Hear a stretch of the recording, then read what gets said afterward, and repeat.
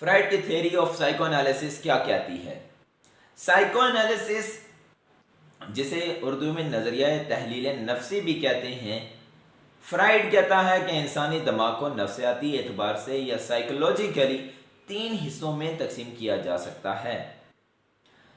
Number 1 conscious यानी शऊर, number 2 सब conscious या प्री कॉन्शियस जिसे तहत शऊर भी कहते हैं, नंबर 3 अनकॉन्शियस जिसे लाशऊर कहते हैं।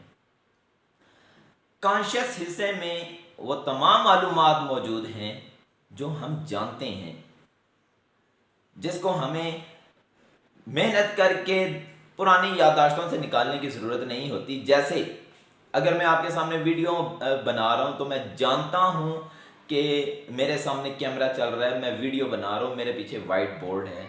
तो ये सारी मालूमात इस तरह की ये दिमाग के शऊरी हिस्से में मौजूद होती हैं, कॉन्शियस माइंड में मौजूद होती हैं।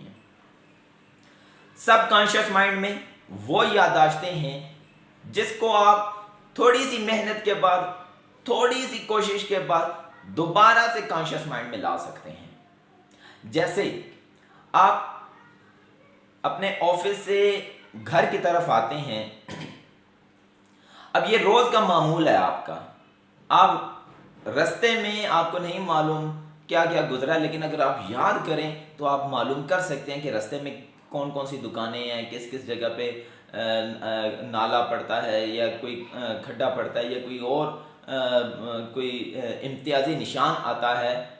तो ये चीज़ें सब कॉन्शियस यानी तहत शऊर में मौजूद होती हैं और आप इसको कोशिश करके शऊर में ला सकते हैं। तीसरे नंबर पे आता है अनकॉन्शियस माइंड यानी लाशऊरी हिस्सा। लाशऊरी हिस्सा ये वो भूली बसरी यादें हैं, ये वो यादाश्तें हैं, ये वो माजी के किस्से हैं जिस पर हम कोशिश बसियार के बाद, बहुत ज़्यादा कोशिश के बाद अपने दिमाग में, अपने शऊर में नहीं ला सकते। ये उसी वक्त शऊर में आते हैं जब कोई इससे मिलता जुलता वाक़या ज़िंदगी में कभी रोनुमा होगा। फ्राइड कहता है कि हमारा दिमाग और दिमाग की इस तरह की तकसीम आइसबर्ग की तरह है। आइसबर्ग एक बर्फ का बड़ा सा तोदा जो समुंदर में मौजूद होता है, जिसकी टिप सिर्फ ऊपर नज़र आ रही होती है, जो सिर्फ 10% होती है, बाकी 90% वो उस पानी के नीचे होता है और वो नज़र नहीं आ रहा होता। हमारा दिमाग भी इसी तरह है, 10% कॉन्शियस माइंड है यानी शऊरी हिस्सा है, बाकी 90% तहत शऊर और लाशऊर है यानी सब कॉन्शियस, प्री कॉन्शियस और अनकॉन्शियस। ये हिस्सा 90% है।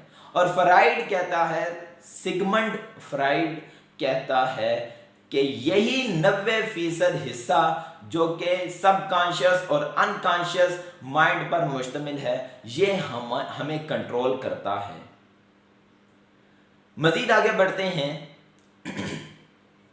तो फ्राइड एक इंसानी शख्सियत को उसके 3 एजेंट बताता है जो उसे मजीद कंट्रोल करते हैं, जो उसे किसी भी काम करते हुए कंट्रोल करते हैं।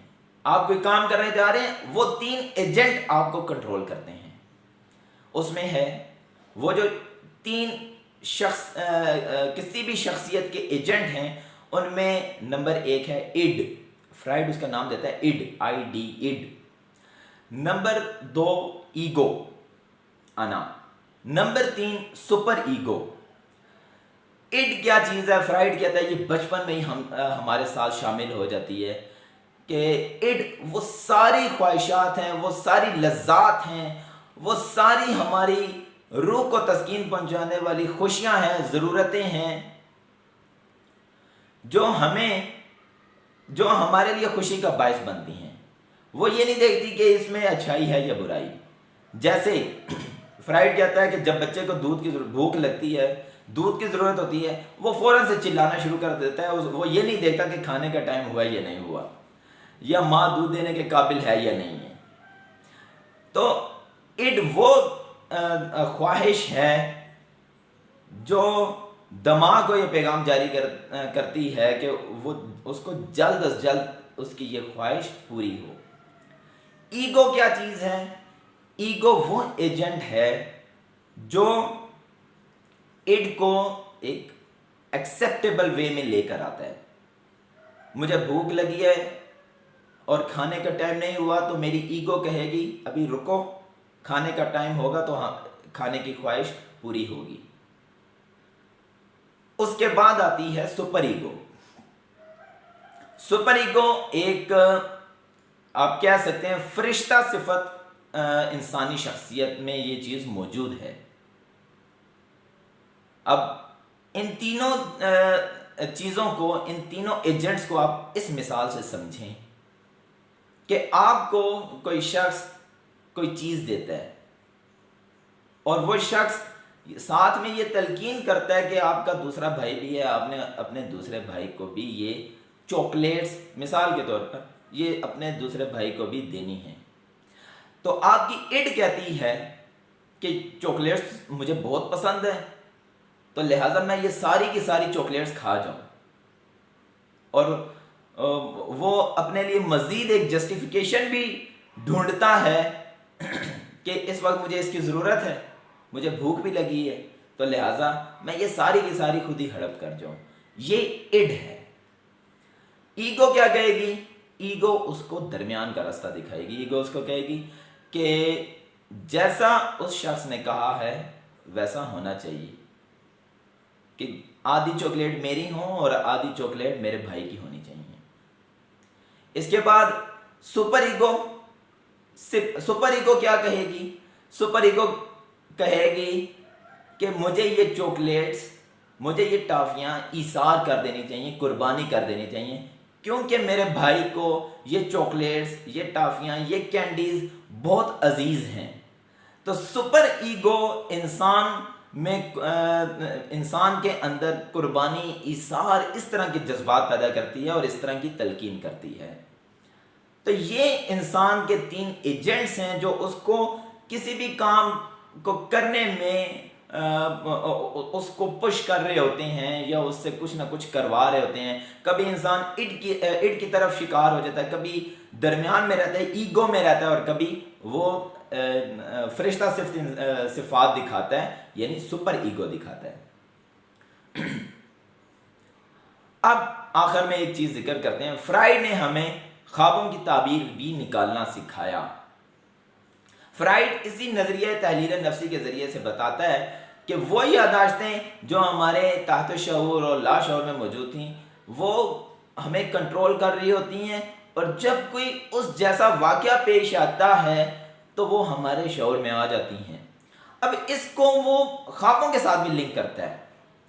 ایک مثال کے ذریعے سے آپ کو سمجھاتا ہوں کہ فرائیڈ خوابوں کی تعبیر نکالنا ہمیں کیسے سکھاتا ہے. فرائیڈ کہتا ہے کہ ایک عورت کا ایک چھوٹا بچہ اور اس کے خامند کا انتقال چھوٹی سی عمر میں ہی ہو جاتا ہے، یعنی ابھی نئی شادی ہوتی ہے، ان کے ہاں پہلا بیبی ہوتا ہے اور اس کے خامند کا انتقال ہو جاتا ہے. اب اس عورت کو مسلسل یہ خواب آ رہے ہوتے ہیں اور وہ خواب میں دیکھتی ہے کہ اس کا یہ بچہ انتقال کر گیا، فوت ہو گیا. اب مسلسل اس کو یہ خواب آ رہے ہیں. تو فرائیڈ اس بات کا جواب دیتا ہے، اس خواب کی تعبیر بتاتا ہے. فرائیڈ کہتا ہے کہ اس کے تحت شعور، یعنی اس عورت کے تحت شعور اور اس عورت کے لا شعور میں یہ بات چل رہی ہے کہ میرے سامنے یہ ننا منا بچہ ہے، اور اس کے لا شعور میں یہ چیز موجود ہے کہ اگر یہ نہ ہوتا تو میں دوسری شادی کر لیتی، کیونکہ عورت جوان ہے، اس کی خواہشات ہیں، اس کی اپنی نفسیات ہیں، تو وہ چاہتی ہے کہ اگر یہ میرا بچہ نہ ہوتا تو میں دوسری شادی کر لیتی. تو یہ اس کے تحت شعور اور لا شعور میں چل رہے ہیں. اب اگر لا شعور میں چل رہا ہے، جو دماغ میں نہیں اس طرح سے آ رہا، جو ایک چھپی خواہشات ہیں دماغ میں نہیں آ رہا، لیکن وہ چیز خواب میں آ رہی ہے. تو فرائیڈ نے اس طرح سے ہمیں خوابوں کی تعبیر نکالنا سکھایا. اس نے ایک کتاب لکھی ہے دا انٹرپریٹیشن آف ڈریمز. اس نے یہ سارے اس طرح کے قصے اس نے نقل کیے ہیں، اپنے بھی اس نے قصے نقل کیے ہیں، اپنے بھی خوابوں کی تعبیر اس نے اس کتاب میں بیان کی ہے. بہت شکریہ.